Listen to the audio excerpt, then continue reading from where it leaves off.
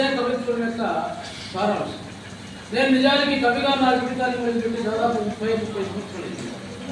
నేను కవిత్వం రాసే తొలినాళ్ళల్లో చాలా హేళన కూడా గురయ్యేవాడు. ఈయనేంటి సాయం గారు నేను కవిత్వం రాస్తాడేంటి, నేను తెలుగులోనే అంటే పాపం ఏంది రాస్తున్నాడే తెలుసుకునేవాడు. కానీ నేను భాష మీద పట్టు సంపాదించుకుని నాదైనటువంటి మార్గంలో నేను సంపాదించాను. ఒక పెద్ద ఆంధ్రప్రదేశ్లో ఒక అగ్రకవి ఉండేవాడు, ఆయన పేరు నేను చెప్తున్నాను. నేను కవిత్వ పుస్తకం తీసుకెళ్ళి స్టార్టింగ్లో నా కవిత్వ పుస్తకం తీసుకెళ్ళి దీనికి ముందు మాట రాయండి అని ఇస్తే ఆయన ఏమన్నాడంటే కనీసం తెలిసి కూడా చూడలేదు. ఆయన చూడకుండా పేరు చూసి ఏం రాస్తావు దీనికి ఏం రాస్తావు అని ఒక రకమైన ఇదిగా దీన్ని కొంత తీసుకెళ్ళి సరే వచ్చేసాను.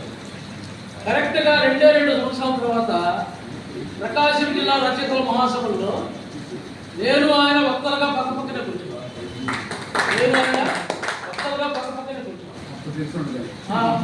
అప్పుడు అన్నాడు ఆయన అన్నాడు, ఆ పక్కన కూర్చుని కరిముదా నేను ఏదో పొరబడివి ఏదో అట్లా సామాన్యంగా తెలిసింది, నేనేం పట్టించుకోలేదు. నిజమైన చాలా కష్టపడి స్టేట్లో ఇవాళ గురించి తెచ్చుకున్నాను. అవన్నీ మాత్రం నేను రాయకూడదు తప్పే అన్నాడు. అట్లా రియలైజ్ అయిన వాళ్ళు కూడా ఉన్నారు. అట్లా రియలైజ్ అయిన వాళ్ళు సాహిత్యం కోసం భాష కోసం నా జీవితంలో ఎన్నో నిద్రలేని రాత్రులు గడిపాను. సాహిత్యం కోసం ఒక సంఘటన చూస్తే, ఒక బాధ చూస్తే, ఒక కన్నీళ్ళు చూస్తే అది ఒక కులమా, ఒక మతమా, ఒక ప్రాంతమా అని చివరికి నేను రాసినటువంటి ఒక కవితని ఒక కరీంనగర్ సభలో నా కవిత్వంలోని పంక్తులు కేసీఆర్ కూడా ఉదరించడం జరిగింది. అట్లా తర్వాత డాక్టర్ సి నారాయణ రెడ్డి గారి దగ్గరికి ఉస్మానియా యూనివర్సిటీ వాళ్ళు వస్తే సత్కారం చేయడానికి ఆయన ఏమన్నా అంటే, నాకు కదా తిరుమల అనే ఒక ఊరు ఉంది, దురభ్యాసం గారి అక్కడ కరీంనగర్ అబ్బాయి ఉన్నాడు, అతన్ని పిలిచి సత్కారం చేయండి, అతను ఇప్పుడు అద్భుతంగా రాస్తున్నాడని చెప్పి మరి ఆ రోజు పిలిపించి నన్ను అక్కడ డాక్టర్ సి నారాయణ రెడ్డి గారు, డాక్టర్ ద్వారా శాస్త్రి గారు IAS IPS సిలబస్లో కూడా నా గురించి ఒక చాప్టర్ రాశారు. అలాగే అలీగఢ్ యూనివర్సిటీలో, ముస్లిం యూనివర్సిటీలో Vijayawada Loyola College English lecturer retired doctor Gumma Sambasivarao గారు నా మీద ఒక పరిశోధన పత్రాన్ని సమర్పించారు. అలాగే డాక్టర్ సుహాసిని పాండే ఆమె నా సాహిత్య కవిత మీద సమర్పించారు. అలాగే డాక్టర్ సుమాని ఉర్దూలో సమర్పించారు, ఉర్దూ భాష. అట్లా ఎంతోమంది ప్రొఫెసర్లు, డాక్టర్లు వీళ్ళంతా కూడా నా మీద పరిశోధన పత్రాన్ని సమర్పించడం అనేటువంటి జరిగింది. ఒక డాక్టరేట్ కూడా తీసుకున్నారు నా మీద నాగార్జున యూనివర్సిటీ వాళ్ళు బులెటిన్ వేసి కరీముల్లా కవిత్వం మీద PhD చేయడానికి ఆసక్తి ఉన్న విద్యార్థులు అప్లై చేసుకోండి అని చెప్పంటే మరి అప్పుడు మన ప్రాంతంలో అక్కడ మాధవి గారు అని చెప్పి అసిస్టెంట్ ప్రొఫెసర్ ఆమె పిలిచి శ్రీనివాసరావు అనే అబ్బాయిని పిలిచి, అయ్యా మీకు వినకొండ మండలమే కదా, మీకు దగ్గరగా ఉంటారు మాస్టారు, ఆయన గురించి వెళ్ళి రావడానికి పోవడానికి అందరికీ అనుకూలంగా ఉంటుంది, ఆయన మీద PhD చేయండి అంటే అబ్బాయి యూనివర్సిటీలో ఉండి నా మీద 4 సంవత్సరాల యూనివర్సిటీలో ఉండి PhD చేశాడు. 600 పేజీల పుస్తకం రాశాడు. మొత్తం మా తాతృత్వం దగ్గర నుంచి వచ్చి రాసుకుంటూ నేను సాహిత్యంలో చేసిన కృష్ణ మొత్తాన్ని కలిపి 600 పేజీల పుస్తకం రాశాడు. అది నాగార్జున యూనివర్సిటీలో ఇప్పటికీ భద్రత. అట్లాగే డాక్టర్ వంకాయపాటి రామకృష్ణ గారు మహాకవి గుర్రం జాషువా గారి గురించి, కామరేడు పురుకుల వెంకటేశ్వరయ్య గారి గురించి, నా గురించి మా ముగ్గురిని పోలుస్తూ అధ్యయనం చేసి రీసెర్చ్ చేసి వినుకొండ కవిత్రయం సంక్షిప్త చరిత్ర అని ఆవిష్కర్తలు అనే పేరుతో రాశారు. నిజానికి ఈరోజు వినుకొండలో ఈ బీజాలు చైతన్యవంతమైనటువంటి బీజాలు ఉంటాయి. కారణం ఏంటంటే మహాకవి గుర్రం జాషువా గారు వారు చూపినటువంటి బాటే. అలాగే కామరేడు పురుకుల వెంకటేశ్వరయ్య గారు అభ్యుదయ కవిత్వానికి నీరు పోసి పెంచి మరి పునాది వేసినటువంటి వాళ్ళలో మరి కామరేడు పురుకుల వెంకటేశ్వరయ్య. దళిత కవిత్వానికి మరి వెన్నుదన్ను ఒక మార్గం దిశాలని ఆయన చెప్పుకోనప్పటికీ ఒక ఊపిరిచ్చినటువంటి కవి ఎవరంటే మరి ఆయన గుర్రం జాషువా. వారు చూపినటువంటి మార్గదర్శకత్వంలో వారి యొక్క బాటలో మేము కూడా ఈ సమాజంలో ఉన్నటువంటి పీడితుల కోసం, పేద ప్రజల కోసం కళాన్ని మా యొక్క అక్షరాలు రాయాలనేటువంటి ఆలోచనతో నేను ఈ ప్రయాణం అనేటువంటి మొదలుపెట్టాను. ఇప్పటి వరకు 26 పుస్తకాలు రాశాను. అందులో 17 పుస్తకాలు ప్రచురణ పొందాయి. రెండవది ఏంటంటే డాక్టర్ పి రమేష్ నారాయణ గారు అని చెప్పి ఆయన retired principal, Anantapuram retired college principal. ఆయన బ్రాహ్మణుడు. ఆయన నా సాహిత్య కవిత చదివి ఆ పుస్తకం చదివి ఈ పుస్తకాన్ని నేను ఆంగ్లంలో తర్జుమా చేయాల్సింది కరీముల్లా నాకు పర్మిషన్ ఇవ్వంటే చేయండి సార్, నాకు అంతకంటే ఏం కావాలి మీరు పెట్టే ఇక ఆయన తర్జుమా చేశారు. అది పుస్తకంగా వచ్చింది. ప్రజెంట్ ఎంఏ ఇంగ్లీష్ వాళ్ళకు కూడా సిలబస్ కాకపోతుంది త్వరలో, అది పరిశీలనలో. అలాగే ఇప్పుడు ఎంఏ వాళ్ళకి నా పుస్తకం కవాతు సిలబస్గా ఉంది. అలాగే నా పుస్తకం రాయలసీమ యూనివర్సిటీ వాళ్ళకి సెకండ్ ఇయర్ వాళ్ళకి సిలబస్గా ఉంది. ఇంకో మాట ఏంటంటే నాగార్జున యూనివర్సిటీకి సంబంధించిన డిగ్రీ ఫస్ట్ ఇయర్ తెలుగు పుస్తకంలో ఇప్పుడు ప్రజెంట్ ఉన్నది ఒక తెలుగు పాఠంలో నా గురించి వస్తుంది. ఇప్పుడు ప్రజెంట్ పుస్తకంలో డిగ్రీ ఫస్ట్ ఇయర్ బుక్లో నా గురించి ఒక పాఠంలో వస్తుంది. అంతగా అంటే నేను అనేది ఒక్క కోసం కాదు చెప్పడం. అంటే 10 మందికి నేను ఎంతకాలం వినపడలో ఎప్పుడు కూడా సాహిత్యపరంగా ఎప్పుడు కూడా స్టేట్ మొత్తం తిరిగాను. దాదాపు నాకు తెలిసినంత వరకు నేను స్టేట్లో 100కు పైగా సభల్లో పాల్గొంటాను. స్టేట్లో పెద్ద పెద్ద మహాసభల్లో కూడా నన్ను ఒక్కగా పిలిచి ఆహ్వానించినటువంటి సందర్భాలు ఉన్నాయి. అయితే వినుకొండలో కొంత నిరాదరణకు గురైనటువంటి మాత్రం వాస్తవమే. కానీ నిరాదరణ అంటే నేను పుట్టి పెరిగిన గడ్డ. అందుకనే నేను నా మాతృగడ్డపై ఉన్నటువంటి ప్రేమతోటి, మాతృభూమిపై ఉన్నటువంటి మమకారంతో నేను వినుకొండ చరిత్ర పుస్తకాన్ని 20 సంవత్సరాలు కట్టుకున్నాను. 6 సంవత్సరాలు కష్టపడ్డా ఈ పుస్తకం రాయడానికి. ఆషామాషిగా రాయడం లేదు, కుర్రోడు రాశాడు, ఏదో చెప్పాడు, సాక్ష్యం లేదు, పాడలేదు, ఆధారం లేదు అనకూడదు.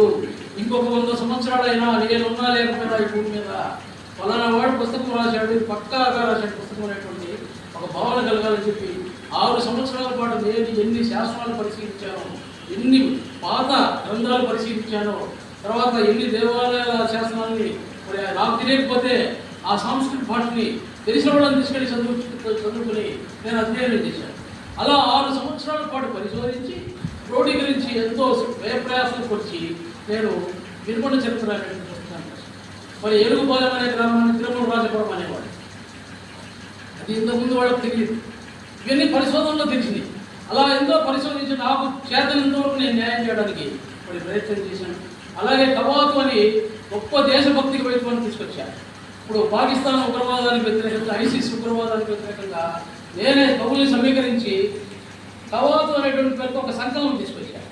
ఆ సంకలనం తీసుకొస్తే దాన్ని కృష్ణదేవరాయ యూనివర్సిటీ ఎంఏ వాళ్ళకి 6 సంవత్సరాల పాటు సిలబస్ పెట్టారు. 6 సంవత్సరాల పాటు దాన్ని డాక్టర్ సుధామ గారు ఒక వ్యాసం రాస్తున్న పత్రికలో ఈ దశాబ్దంలోనే వచ్చిన గొప్ప దేశభక్తి కవిత్వం అన్నాడు. కరీముల్లా కవిత్వం ఈ దశాబ్దంలో గొప్ప దేశభక్తి కవిత్వం అని చెప్పి ఆయన ఆర్టికల్ రాయడం అనేటువంటి జరిగింది. ఆంధ్రప్రదేశ్ స్టేట్ పేజీలో హాఫ్ పేజీ రాశాడు ఆయన ఆర్టికల్. అసలు స్టేట్ పేజీలో ఎడిటోరియల్ పేజీలో రాశాడు. చాలా ఆశ్చర్యం అది. ఎడిటోరియల్ పేజీలో ప్లేస్ ఇస్తారని నేను ఊహించలా, కానీ ఇచ్చేశారు ఆయన. అంటే అంత గొప్పగా. అలాగే TV10 వాళ్ళు నన్ను అర్ధగంట పాటు హైదరాబాద్ స్టూడియోకి పిలిచి నన్ను ఇంటర్వ్యూ చేశారు. మా ఇంటి పిక్చర్స్ అన్ని లోకల్లో వాళ్ళు చాలా తీసుకున్నారు. TV1 వాళ్ళు నన్ను గంట పాటు ఇంటర్వ్యూ చేశారు హైదరాబాద్లో TV9 స్టూడియోలో ఇంటర్వ్యూ చేసి, అలాగే ప్రశ్నలు కూడా ఆహ్వానించారు ప్రజల్ని. అప్పుడు జస్టిస్ గారు కూడా ఒక వినుకొండ నుంచి ఒక ప్రశ్న అడిగారు నన్ను నా ఇంటర్వ్యూలో. అట్లా చాలామంది వినుకొండ నుంచి కూడా అడిగారు, చాలా స్టేట్ నుంచి అడిగారు. అట్లా గంట పాటు ఒక ఛానల్ నా ఇంటర్వ్యూని ప్రసారం చేసింది. ఆ ఇంటర్వ్యూ చేసినటువంటి వ్యక్తి కూడా ఎవరో కాదు, క్రాంతి అని చెప్పి ఇంతకుముందు ప్రభుత్వంలో ఎమ్మెల్యేగా చేశాడు. అంతకుముందు జర్నలిస్ట్ ఆయన జర్నలిస్ట్ ఇంతకుముందు. అయితే ఆ తర్వాత ఎమ్మెల్యే అయ్యాడు టీఆర్ఎస్లో. అలాగా దాదాపుగా సాహిత్యమే జీవితంగా, భాషే ఊపిరిగా, అలాగే ప్రజా సమస్యలు ఎక్కడ ఏదైనా నిన్న కాకుండా జరిగినటువంటి కాకుండా నేను కవిత్వం రాశాను.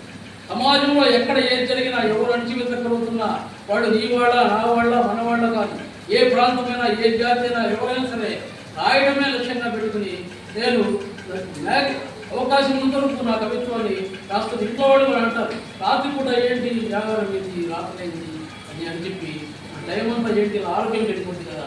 కానీ ఒక సంఘటన మధ్యలో పెరిగిన తర్వాత ఆ యొక్క ఫైల్ అది మొదలుపెట్టదు రాసిన తర్వాత ఆటోమేటిక్గా అప్పుడు రాసిన తర్వాత అట్లా నాకు తెలిసి నా 100 కవిత్వ పత్రికలు వచ్చాయి.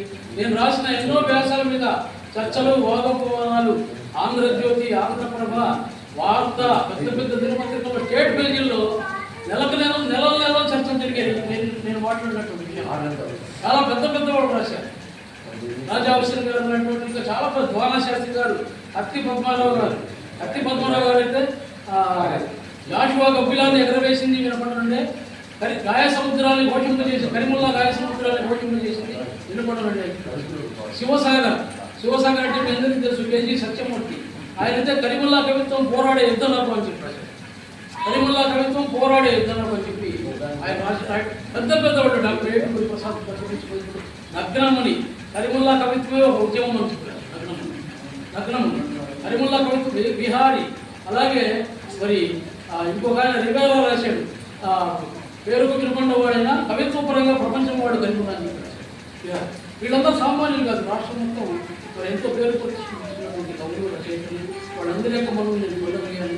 అలా పొందుకు రాష్ట్రం మొత్తం తిరగలిగాను. కానీ లోకల్గా నేను ఎప్పుడు కూడా నేను అంటే ఎప్పుడు ఒక మీటింగ్ కానీ ఇలా చెప్పుకునే అవకాశం కూడా నాకు రాలా, ఇలా చెప్పుకునేటువంటి అవకాశం కూడా రాలా. బహుశా రిటైర్డ్ అయ్యారు కాబట్టి ఇలా మా ఆవాజు వాళ్ళు నాకు ఒక అవకాశం ఇచ్చారు. ఆవాజు వాళ్ళు పంపడం ఎప్పటి నుంచి అడుగుతున్నారు, ఒక మీటింగ్ పెడదాం వేసారు అంటే సరే చూద్దాం అనుకుంటూ వచ్చారు. ఈ మధ్య మొన్న అనుకోకుండా ఏం వేశారంటే సరే పెడదామన్నా, నేను కూడా రిటైర్డ్ అయ్యాను కదా, ఖాళీ ఉందా సరే ఖాళీ పెడదామని అన్నా. అట్లా ఏంటంటే ఒక అవకాశం దొరికింది నా కవిత్వాన్ని. ఈరోజు నాకు సంతోషం ఏంటంటే నేను ఈరోజు ఆవాజు వాళ్ళు మన మీటింగ్ పిలిచింది 23 మంది. 23 మందిలో 21 మంది హాజరయ్యారు. ఆ ఇద్దరు కూడా అనారోగ్య కారణాలతో ఒక గుంటూరు వెళ్ళారు, ఒకళ్ళు అర్జెంటుగా యూనియన్ మీటింగ్ ఉంటే వెళ్ళారు గుంటూరు. వాళ్ళిద్దరు అలా ఇద్దరు ఆబ్సెంట్ అయ్యారు. అంటే 21 మంది మా అందరూ తమ్ముళ్ళు, మా అన్నలు, అలాగే మా సోదరులు ఎంతో ప్రేమతో ఈ కార్యక్రమానికి ఇచ్చారు. ఇంకా ఇప్పటికే కాలాతీతమైంది, అందరికీ వచ్చి చాలాసేపు అయింది. మనం ఎక్కువగా నేను చెప్పుకోవడం కూడా బాగుంటుంది కనుక. అలాగే ధనపాల నాగరాజప్ప గారు అని చెప్పి ఎయిర్ ఫోర్స్లో పెద్ద ఉద్యోగి, కవి, మంచి కన్నడ కవి, కన్నడలో ఫేమస్ ఆయన నా అబాబీలు చూసి ఈ అబాబీలు నేను ట్రాన్స్లేట్ చేస్తాను, నాకు పర్మిషన్ ఇవ్వండి అంటే, పుస్తకంగా వేసుకుంటానంటే పర్మిషన్ ఇచ్చాను. ఆయన బదరో అనే పేరుతో అబాబీలు రాసి కన్నడంలో ట్రాన్స్లేట్ చేస్తే ఆ అబాబీలకు ఆకర్షితులై 50 మంది కన్నడకంలో అబాబీలు రాస్తున్నారు. 50 మంది అబాబీలు సృష్టికర్తలు నేను. దాని నియమాలు రూపొందించి అది ఎట్లా ఉండాలో అబాబీలు అనేటువంటి ప్రక్రియని రూపొందించి దాన్ని తయారు చేస్తే తెలుగు భాషలో 100 మంది రాస్తున్నారు. ఇప్పటికి 9 మంది పుస్తకాలు తీసుకొచ్చారు. ఆ తర్వాత కన్నడంలో 50 మంది రాస్తూ ఉన్నారు.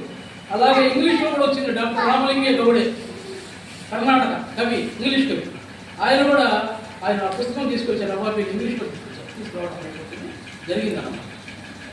ఇలా నా సాహిత్య కృషి దాదాపుగా ఇప్పుడు అనేక వారణాసి యూనివర్సిటీలో, అలాగే అనేక యూనివర్సిటీల్లో కూడా, హిందూ యూనివర్సిటీలో అన్నింటిలో కూడా పాఠ్యాంశంగా రాకుండా, అలీగఢ్ యూనివర్సిటీలో పాఠ్యాంశంగా ఉంది. అనేక యూనివర్సిటీలో పరిశోధనలు జరుగుతూ ఉన్నాయి అనేక రూపాల్లో.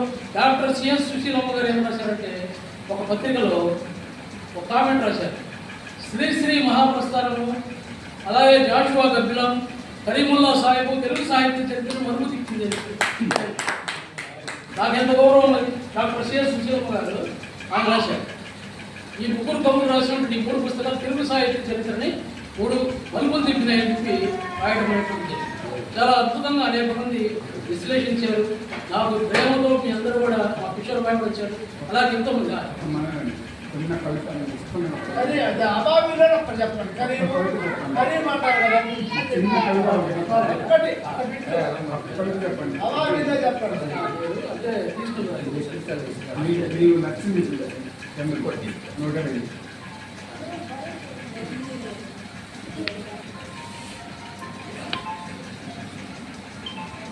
నేను యాక్చువల్గా ఈరోజు మన వాళ్ళంతా మాట్లాడతాను, నేను తక్కువగా మాట్లాడాలని అనుకుంటున్నాను.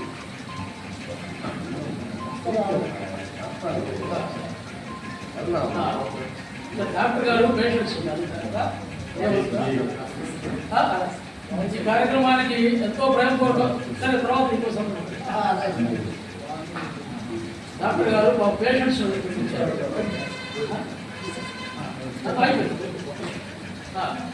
ఈ కార్యక్రమానికి ఎంతో ప్రేమతో ఇచ్చేసినటువంటి మన మిత్రులందరికీ కూడా నేను హృదయపూర్వకంగా ధన్యవాదాలు తెలియజేస్తా ఉన్నా. మనందరి ఆశయం ఒకటి, సమాజంలో ఉన్నటువంటి అట్టడుగు వర్గాల యొక్క కథని పరిశీలించడం. అలాగే మనందరూ ఎవరే పనులు, ఒకటి పాట కావచ్చు, ఆట కావచ్చు, కథ కావచ్చు, మాట కావచ్చు, నాయకత్వం కావచ్చు, సామాజిక విషయాలు కావచ్చు, ఏదైనా కావచ్చు, మనమంతా కూడా ఒక ఆలోచన కలిగినటువంటి వాళ్ళ సమాజం పైన చైతన్యవంతమైనటువంటి భావాలు కలిగినటువంటి వాళ్ళం. మనమంతా ఒక చోట గుంపుకోవడం, పరస్పరం చర్చించుకున్నాం. ఇక్కడ అందరం కూడా అతిథులమే, మనమంతా అందరం అతిథులమే.